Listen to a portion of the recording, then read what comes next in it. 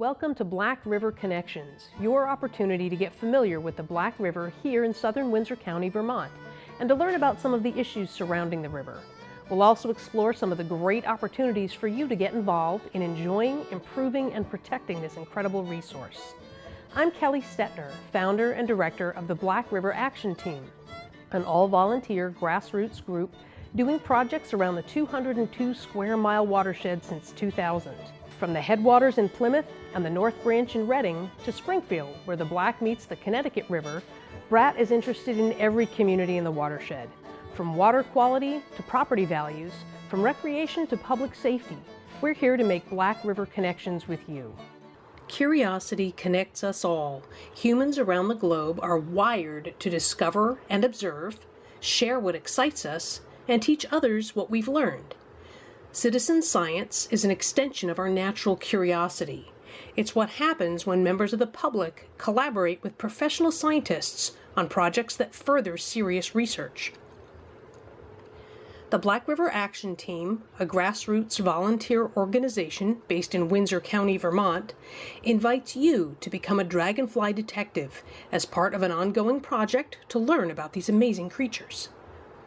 Working in southeastern Vermont and neighboring southwestern New Hampshire, citizen scientists will help BRAT learn which dragonflies are present in our area, the kinds of habitat they're using, and provide a great foundation for more targeted dragonfly research for years to come.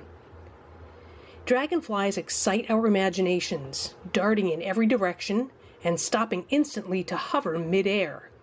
Ferocious predators of the sky, adult dragonflies hunt and dive bomb, devouring all kinds of other insects, from mosquitoes to horseflies, and sometimes each other. But dragonflies don't begin life with wings.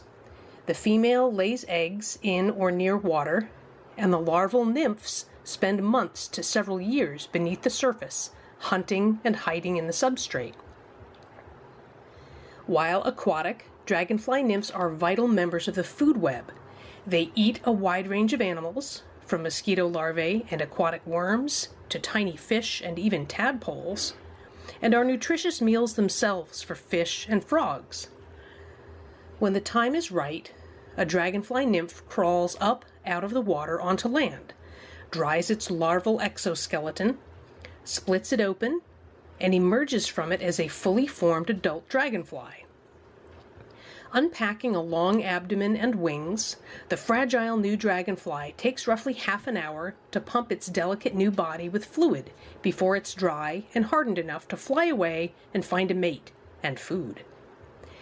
This process is called eclosure, and the empty exoskeleton left behind is known as an exuvia. There are some 5,000 species of dragonflies worldwide, about 650 species in North America, and roughly 150 species confirmed in Vermont. We can learn more about these insects and about the environment if we can confirm more species and when and where they eclose. Our observations will be shared with the Vermont Atlas of Life, Vermont Center for Eco-Studies, and various national and international dragonfly organizations. Our observations will be recorded on a project page at iNaturalist.org to share with the global scientific community. What are we looking for? The non-living shed exoskeletons of dragonflies. You might be surprised by the wide array of different types of dragonfly Exuviae. Some are pretty small, and some are rather impressive. Other insects also eclose and leave behind Exuviae. There are some ways, though, to tell them apart. Cicadas are not aquatic at any point in their life cycle, but they do leave Exuviae. Often found on tree trunks and twigs, cicada Exuviae have a very different structure from dragonflies. They look more like a smooth-shelled beetle with big crab-like claws. Mayflies spend their larval stage in the water, but they eclose right on the surface of the water, so their exuviae are likely to be found on the water or washing up on shore. Mayfly exuviae tend to have 3 long, thin, thread-like tails, unlike dragonfly exuviae, which lack any kind of long tail. Some species of dragonfly do sport pointy bits at the end of their abdomen, but they are definitely not tails. Stonefly larvae are also aquatic. They usually hang out on bridge abutments, rocks, and other hard surfaces to enclose. Stoneflies also have long bodies with two thread-like tails and are usually pretty obvious. The damselfly, cousin to the dragonfly, leaves behind a very thin, long exuvia, usually pretty close to the water, most likely on vegetation. Damselfly eyes are large and bugged way out to the sides of a relatively small, wide head. A good rule of thumb is if you aren't sure if what you found is a dragonfly exuvia, collect it anyway and we'll figure it out later. How will we do this? It's pretty simple. You start by picking a water body close to your home that you can get to easily and often. At least once a month is good. Every week or 10 days is ideal. This could be a pond, lake, river, stream, wetland, or even a small trickle in the woods. As long as the water never fully dries up, there's a good chance that a dragonfly may have laid eggs. Take your time and explore a section of the shoreline.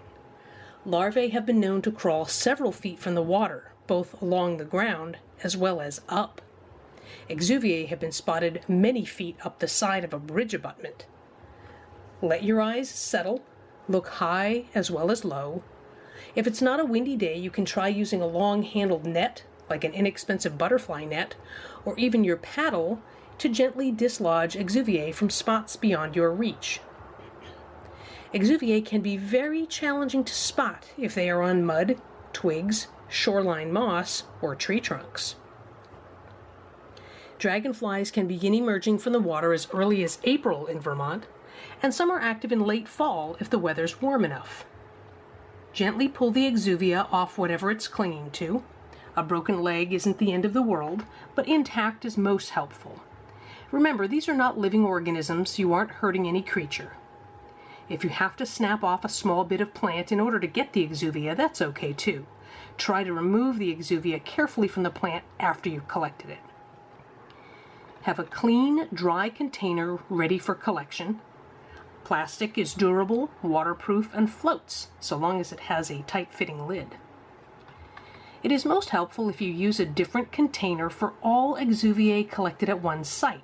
For instance, one jar for all the exuviae found on a rock wall, and a separate jar for all the ones found on vegetation along the nearby shoreline, even if all exuviae are collected on the same day. It is important to keep the specimens dry. Dampness leads to mildew and other problems when attempting to ID the exuvia. If you leave the container open on a counter for a day or two, it should dry pretty thoroughly. Since the dried exuviae are very delicate, send as many as you find, even if they all look the same. Don't just collect one and leave the rest. This way, even if several are broken, there are bound to be others in good enough shape to identify. Plus, some different species are very similar in body shape. Check the weather forecast. Exuviae are easily dislodged by rain and wind, since they are paper thin and extremely lightweight. If a storm is expected, try to get out and look for exuviae beforehand. Any time of day is fine. Search when it suits your schedule.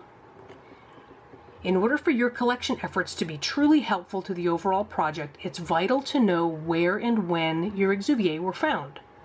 The date is important, your name and email or phone number, the name of the body of water you were on or near, the town you were in, and some specifics on where the exuviae were, up a tree trunk, on the sand or mud, a few inches up a blade of vegetation, shoreline, mid-river, that sort of thing. A small notepad and pencil can be used to jot this information down in the field while you're on safari. Then carefully slide the slip of paper into the sample container with your collection. Heavier paper like index cards can damage the fragile exuviae, so pre-cut slips of notepaper are probably best. GPS coordinates will be extremely useful in helping connect the location of your exuviae with habitat features that we can find from other sources, like the state of Vermont's soil database. The more we can learn about where dragonflies are breeding, the better we can connect them with the health of the overall ecosystem. If your phone or camera has GPS capability, you can snap a photo where you collect an exuvia and we'll automatically have the coordinates. If you're working from shore, make sure to wear boots or shoes that can get wet, and perhaps a change of clothing. If you plan to work from a boat, you'll need a personal flotation device for everyone in the boat, and have a plan for launch as well as for takeout if those are not the same point. Regardless, bring insect repellent for ticks and other biting insects, wear sun protection, and bring some water to drink, your camera or phone for photos, and a notepad and extra pencil just in case.